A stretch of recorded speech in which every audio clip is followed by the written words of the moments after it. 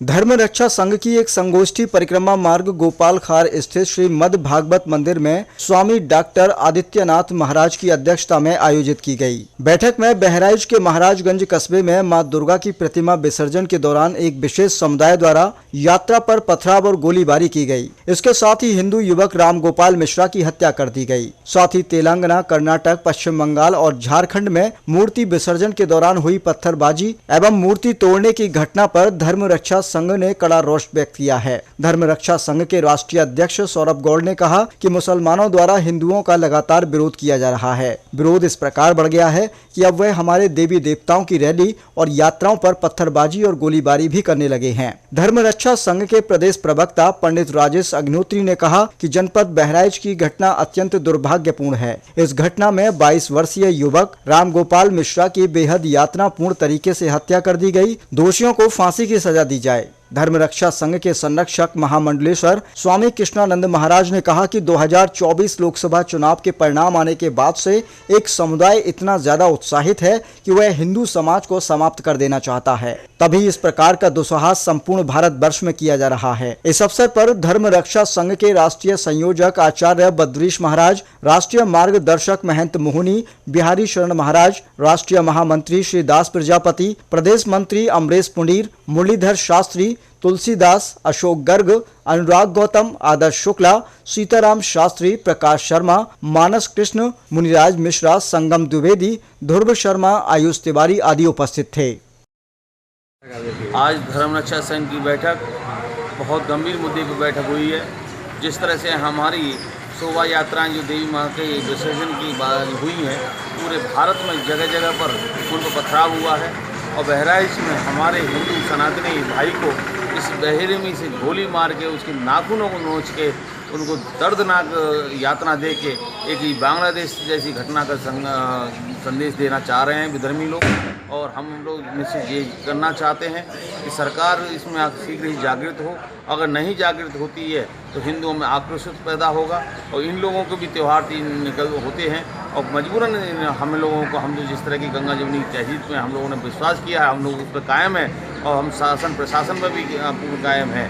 और निश्चित ही जिन्होंने जिस तरह की घटना की है, अगर उत्तर प्रदेश में ये घटना हुई है तो माननीय उत्तर प्रदेश की योगी आदित्यनाथ महाराज जी शीघ्र ही उसके घर और उसके मोहल्ले को नष्ट नाबूद कर देंगे। और हमें पूर्ण विश्वास है अपनी सरकार पर। और अगर इस तरह की घटना दोबारा फिर होती है तो संत समाज से सड़कों पर उतरेगा। आज जो वातावरण बांग्लादेश की पद्धति पर, उसकी नकल पर, जैसा हमारे विधर्मी राजनेता घोषणा कर रहे थे कि जो बांग्लादेश में हो रहा है वो हिंदुस्तान में भी होने वाला है, वो हिंदुस्तान में भी होने वाला है और वो शुरू हो गया।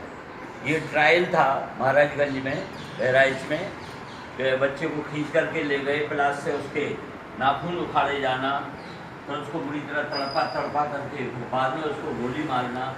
ये एक ट्रायल था, एक चुनौती थी हम लोगों के लिए। और जहाँ तक हिंदू मुस्लिम भाई की बात नेहरू जी ने उठाई थी, नेहरू जी को एक गाल पे थप्पड़ मारा चीन ने, और जब उसने तिब्बत और वो छीन लिया तो बोले नेहरू जी का तो वो स्वभाव था, उनकी छाती से चिपक गए और बोले हिंदू चीनी भाई। ये अब नहीं चलेगा, क्योंकि हमारे उनके विचार बिल्कुल नहीं मिलते, हमारी उनकी संस्कृति बिल्कुल विपरीत है। हम किताब को यहाँ से शुरू करते हैं और वो किताब अंत से शुरू करते हैं। हम पंक्ति यहाँ से लिखना शुरू करते हैं, वो पंक्ति उधर से लिखना शुरू करते हैं। उनकी भाषा उर्दू और हमारी हिंदी, हमारी संस्कृत सर्वथा विपरीत है। हम यूँ हाथ धोते हैं, वो यूँ हाथ धोते हैं। आप देखना क्यों हाथ धोते? हर चीज़ हम लोग पूछे रखते हैं तो पूछे काट कर रखते हैं। कोई आन बान नहीं, कोई शान नहीं। भाषा की दृष्टि से देखो, भाषा है, कितनी प्यारी भाषा है। और उनकी उर्दू भाषा आप सुनोगे, बोले दोस्त को खाना खिलाया हमने अपने दस्त से, और प्यास जब उनको लगी पेशाब हमने कर दिया। ये उर्दू भाषा। दोस्त को खाना खिलाया हमने अपने दस्त से, और प्यास जब उनको लगी पेशाब हमने कर दिया। अब हम अगर हिंदी की दृष्टि से देखें तो कितना गंदा है, अपने दस्त से उनको खाना खिलाया। तो उनका दस्त माने होता है हाथ। दोस्त को खाना खिलाया हमने अपने शस्त्र से यानी हाथ से, और प्यास जब उनको लगी तो पेशाब नहीं कर दिया, पेश आग के सहित पेश कर दिया उसकी। ना हमारी भाषा मिलती है, न संस्कार मिलते हैं, न संस्कृति मिलती है।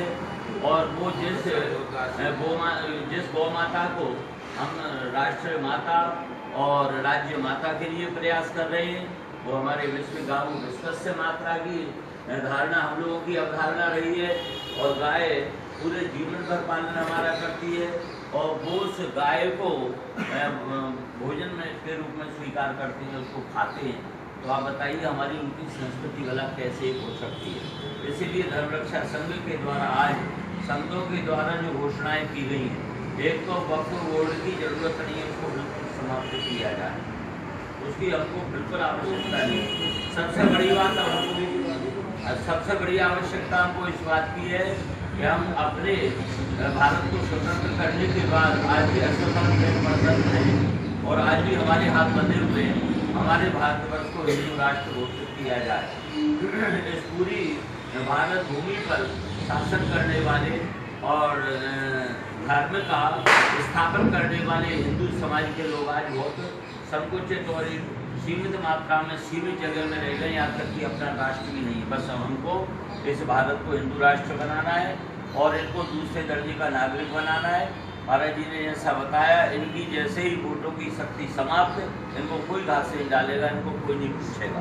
बस धर्मरक्षा संघ इसके लिए प्रयास करे, पुरजोर आंदोलन करे, बस भारत को हिंदू राष्ट्र घोषित करे। जैसे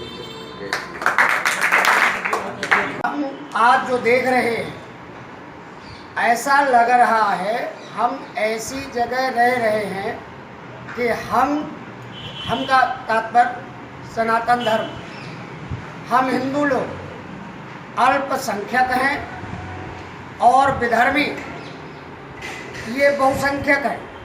हम अपने देश में ही जब सुरक्षित नहीं है, अपने देश में अपने धर्म को नहीं, अपने धर्म के त्योहारों को नहीं मना पा रहे हैं, यात्रा निकाली जाती है, पत्थरबाजी होती है, कहीं छुरा घोंप देते हैं, कहीं लव जिहाद चलता है, कहीं लैंड जिहाद चलता है।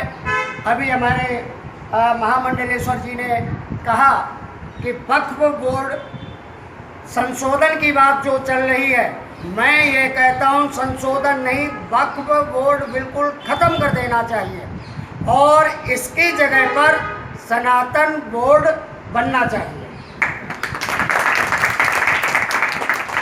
और हम कब तक भाईचारा निभाते रहेंगे? हम भाईचारा निभाते रहेंगे, वो चारा समझ के हमको खाते रहेंगे। इसलिए हमें अब वो सोच थोड़ी बदलनी होगी और जो भी हम हैं अपने शास्त्र के साथ हमें शस्त्रों की भी अब आवश्यकता आन पड़ी है।